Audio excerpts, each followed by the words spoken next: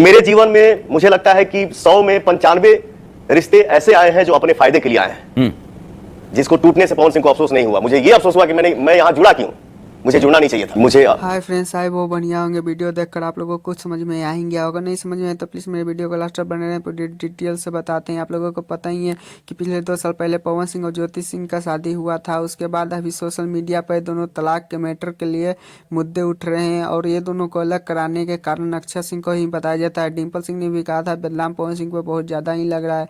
खैर ये सब तो होता ही रहेगा, लेकिन पवन सिंह इस वीडियो में बोले थे कि मेरे रिश्ते की कमी नहीं थी, लाखों लोग मुझे फायदे के लिए जुड़ना चाहते थे, लेकिन अपने परिवार के कहने पे ही ज्योति सिंह से संबंध बनाया, शादी हुआ। उसके बाद अभी तो आप लोगों को पता ही है कि तरह तरह के अक्षरण लग जा रहा है अक्षय सिंह पे, और पवन सिंह पर भी बदनामियां लग रहा है। लेकिन खैर मेरे चैनल पे नहीं तो चैनल को सब्सक्राइब, वीडियो को लाइक करें, ज़्यादा से ज़्यादा शेयर कीजिए। और हाँ, कॉमेंट में ये अपना विचार लिखते जाइएगा कि ज्योति सिंह और पवन सिंह को एक साथ देखना चाहते हैं या नहीं। प्लीज़ मेरे चैनल पे बताइएगा कॉमेंट।